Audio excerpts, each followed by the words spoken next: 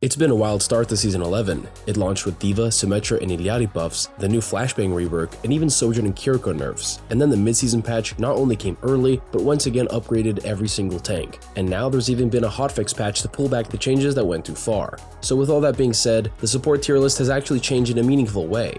More heroes are closer to S tier now that there are way different priorities for healing. A lot of the weaker heroes last patch are now much better. So let's get into the new support tier list for the new meta after all these wild changes. If you're looking to rank up on your favorite heroes, check out the link in the description below to get access to a Game Leap membership. There are tons of guides and courses that can level up your game and help you get better, faster. Make sure to check it out and enjoy the video. This time we're starting in C tier. A lot of playstyles are viable right now, so it's not just the busted supports that are good right now. The worst hero slot goes to Zenyatta, not Mercy this time. Zen hasn't been that good recently, and now this mid-season makes his whole kit much less impactful. He did get a buff to his Transcendence charge rate, but that's because the armor and tank changes affect him more than the other supports. Zen has to deal damage and focus targets with Discord to get value. This patch has made tanks way harder to remove because of their higher armor reduction, so already you'll be dealing less damage overall. And on top of that, tanks feed even less ultimate charge both for healing and for damage. Harmony Orb is best used for flankers, but when you do have to support your tank, you'll be farming ultimate at a rate of only 18 heals per second. That's pretty much the big reason behind the ultimate charge buff. Besides that,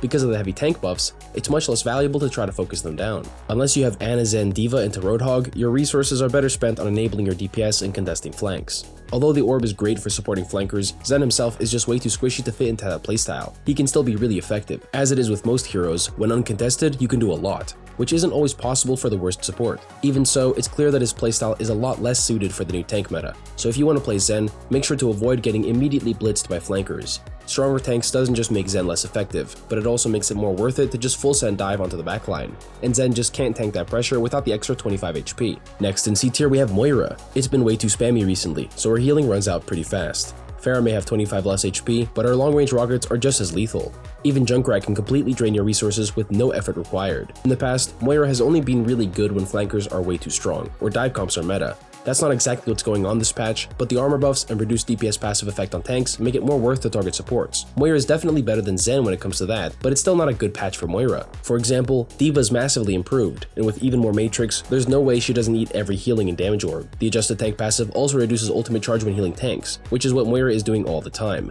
Coalescence will charge slower than before for sure. Outside of that, Moira is fine, but she doesn't help her team enough compared to the top supports. Her healing range is low, and she doesn't have any utility. The other supports just aren't desperate enough to make Moira worth it, even though her survivability is always a strong condition to play around. Moving up to B tier, it's actually Mercy with some decent improvement. Pharah and Ashe are strong picks who get good value out of a pocket, and the nerfed heal reduction on tanks makes her a lot more capable of topping up the team. It's a small but meaningful change, and unlike Moira, it's not such a big deal to lose out on the ult charge when healing tanks.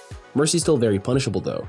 Forcing her out of the fight is really easy when her position is known, so you need to rely on her team to lay down so much frontline damage that the enemy team can't just jump through main onto you. Mercy can't do much against flankers anyway, so it's very difficult to keep enabling your team when you don't have a bunch of open space between you and the enemy. It's pretty safe to say that Mercy is still a very non-threatening hero. Damage boost is great, but it really only works against teams that walk down main every fight.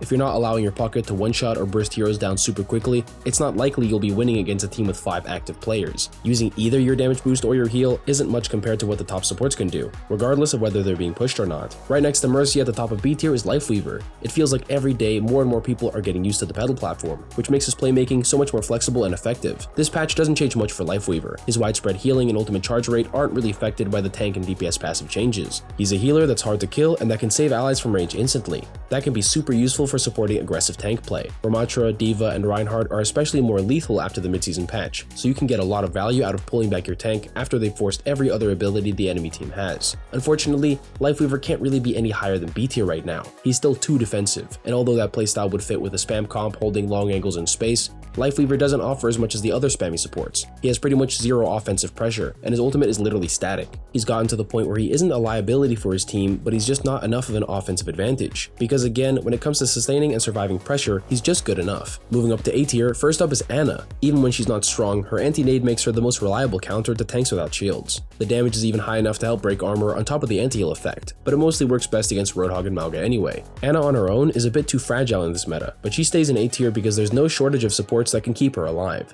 And when it comes to the new state of the tank and DPS passives, she's also pretty well off. The reduced heal reduction on tanks is great for her, and with her hit scan shots, it's no problem topping up allies all over the map. That's all really good, but there is also the fact that her sleep dart got its tank duration nerfed again, and both D.Va and Winston are more than good enough to pressure backline. Out of the top heroes, she's definitely the most counterable, but it's also not often that anyone locks dive to run it down on Ana, and simply staying aware of that possibility makes counterplaying it so much easier. Onto the top of A tier, it's Illari. She got a net buff to her pylon healing, while the hotfix increased the pylon cooldown and the ultimate cost. It makes sense with how much more healing she's doing, but the important thing is that she's still very good. She has zero team utility just like Moira, but her damage is fiendishly consistent. She has the same fall off range as Ashe when scoped, and the light bullets you fire off are really big. You don't need to be an aim god to put down the pressure, but it definitely helps. Damage isn't everything, especially as a support, but that's where Illari comes in clutch with her beam healing. The burst healing alone makes her worth playing, and now that D.Va is way stronger, it's even one of the only ways to heal through Matrix. Most supports have their healing at least partially blocked by D.Va, so it's extremely valuable to have your main heal source unaffected. This is one of the best states Illari's been in, and the nerfs she got this past hotfix just balance her out in a healthy way, so she's top A tier material for sure. We're already onto S tier, now packed with the last 4 supports.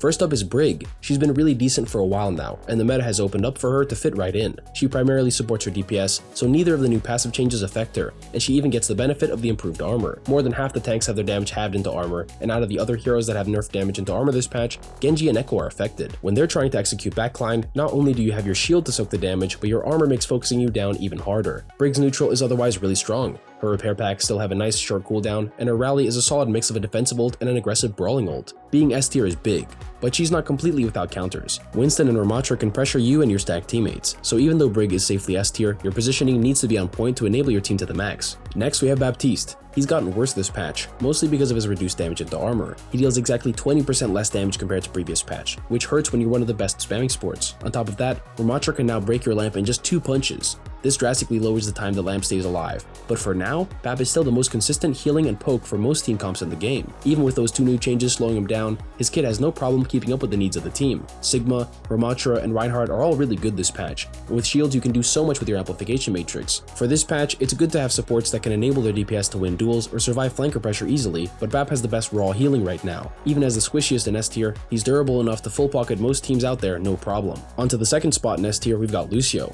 Fast comps aren't necessarily better than slower comps, but having the option to completely overwhelm anyone in an instant is hard to pass up. Lucio is actually nerfed this patch, with the hotfix targeting his boop knockback and the armor changes reducing his poke damage massively. But thanks to being Lucio, those setbacks don't mean much when his mobility, speed boost, and boop allow him to enable anyone on the map, not just his tank. Lucio allows his team to rotate super fast. When the enemy team is split, you can rush and outnumber one of the groups. When they're stacked together, you can surround them with a Lucio-supported flank. There's so much Lucio can do in every composition, but admittedly, it takes a lot of skill to recognize when you can take advantage of his strengths.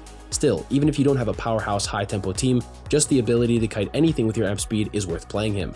So many ultimates in the game can be completely ignored with a quick boost backwards. And even when you can't kite them, Sound Barrier is the ultimate to match with.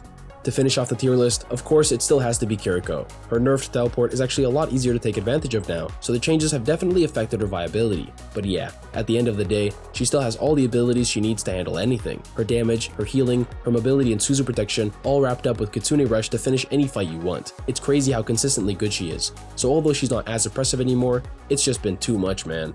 If you're looking to counter Kiriko, which is pretty impossible in the first place, the best you can do is play Divey to contest her and constantly force her abilities so you can chase her down. Kiriko can't support her team while being chased as easily, but she is the #1 support after all.